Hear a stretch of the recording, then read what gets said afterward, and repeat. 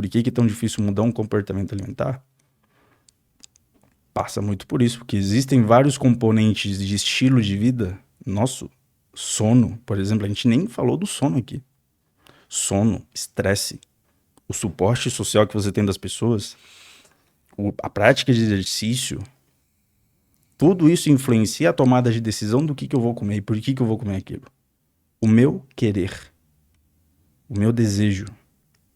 E se eu não tenho repertório e manejo para entender por que isso está acontecendo, como é que eu vou mudar o contexto? Se eu nem sei o que está acontecendo, se eu não tenho clareza. Cara, mas o que é interessante que eu tirei de tudo isso é que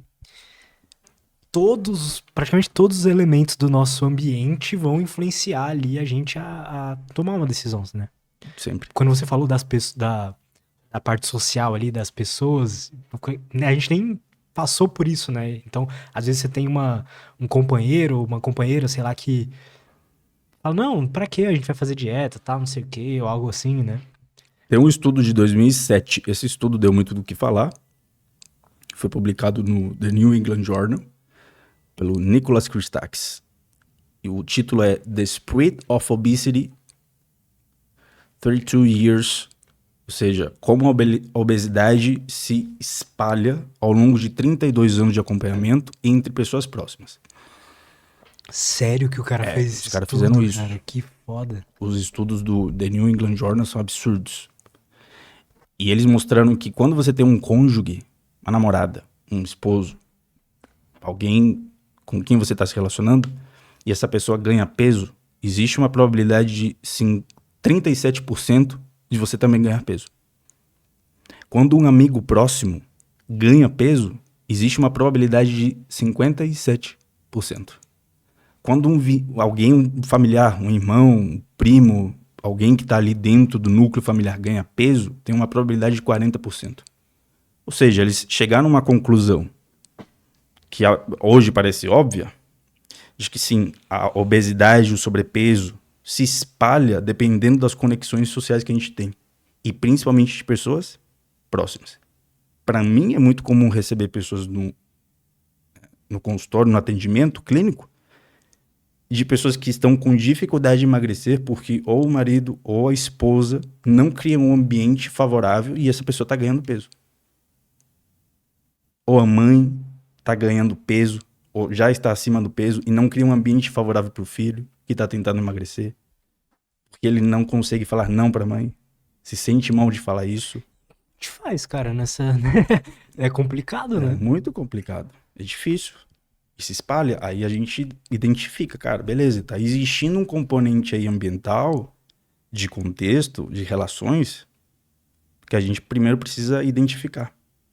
Feito isso, para além de várias estratégias, cara, uma das mais importantes é o que é Lutz. Uma coisa que você tá ficando cada vez melhor, cara. E você tá se tornando uma referência para as pessoas, mostrando que mesmo sendo um cara, pelo que eu conheço, tímido em algum ponto, você tá aqui.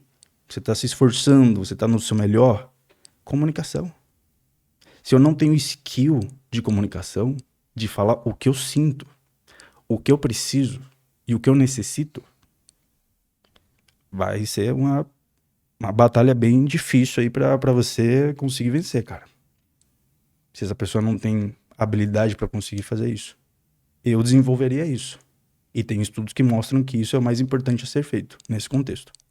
E faz sentido, né? Você poder conversar com alguém sobre aquela sua vulnerabilidade, poder falar pra ela, ó, mãe, isso aqui tá me atrapalhando um pouco, tem como a gente fazer diferente. Imagina como isso pode ser difícil mesmo.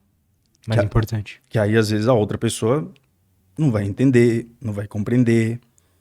Ela vai ter os motivos dela. Sim. Mas esse processo de eu comunicar o que eu sinto, eu considero que tríades e a gente falar em... Agora fugiu a palavra. Quando a gente... Acrônimos. É uma forma simples, às vezes, da gente ilustrar algumas coisas. Quando a gente aumenta o estresse, fica ansioso, fica um pouco mais chateado, frustrado, existe um sistema que aumenta a sua atividade, que é o sistema simpático. Né? Sistema nervoso simpático. Isso aumenta a atividade do eixo HPA, que a gente chama. Hipófise, pituitária e adrenal. Então, se libera muita noradrenalina, se libera muito cortisol, tal. O contrário seria o que, Lutz? O sistema parasimpático. Então, o sistema simpático é o SNS. O sistema parasimpático, que diminui estresse e ansiedade, é o sistema parasimpático. Então, eu digo que você aprender a se comunicar bem é você ativar o sistema parasimpático, o SNP, que seria esse, sinto isso. Ô, fulano, tô me sentindo muito mal porque eu não tô conseguindo emagrecer. Tô me sentindo ansioso. Sinto que tô sofrendo por isso. Sinto que minha vida não tá conseguindo progredir. Sinto que minha autoestima tá baixa. Sinto. Esse N, necessito me sentir mais seguro em relação à minha saúde. Necessito sentir que eu estou no controle do que eu estou fazendo. Necessito aumentar minha autoestima para que minha vida funcione. P, preciso que você não me ofereça alimento mais calórico quando chego em casa. Preciso que quando eu estou de TPM, você não leve uma caixa de chocolate para mim. Preciso que quando eu chego em casa, não tenham alimentos calóricos em cima da mesa ou dentro da geladeira. Esse é NP. Por que eu tô te falando isso, Luto? Porque um cara chamado Matthew Lieberman, ele escreveu um livro, Social. Why Our Brain Are Wired Connected. Como nossos cérebros estão conectados. É bom esse livro? E ele mostrou lá um experimento onde um grupo recebia fotos, imagens de pessoas zangadas, estressadas, e um outro grupo também recebia, só que tinha uma diferença. Um grupo conseguia falar o que estavam sentindo ao ver as imagens.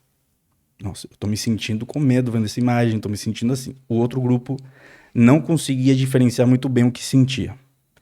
O que ele mostrou, por neuroimagem, é que a atividade da amígdala fez o quê? No grupo que falou o que estava sentindo? Diminuiu. Só pelo fato de você saber o que está sentindo e falar. Cara, isso, por observação pessoal, faz muito sentido. Quando eu escrevo, por exemplo, aí no diário, tudo que eu tô sentindo, meus conflitos mentais, sempre dá uma... Interessante isso, cara. E falar isso para uma outra pessoa gera essa sensação, independentemente de você receber o suporte dela ou não. Isso que eu tô falando, tá? Aham. Você vai ter uma percepção de controle. Porque depende só de você, não do outro. Eu já te falei o que eu sinto, o que eu preciso, o que eu necessito, né? Eu fiz o que, Lutz? Eu estabeleci limites. Eu estabeleci limites. Você passou do limite, você não tá respeitando quem tá errado. Você. Se você diz que eu não posso sentir isso, quem tá errado? Você. Se você diz que isso é frescura, quem tá errado? Você. Ponto.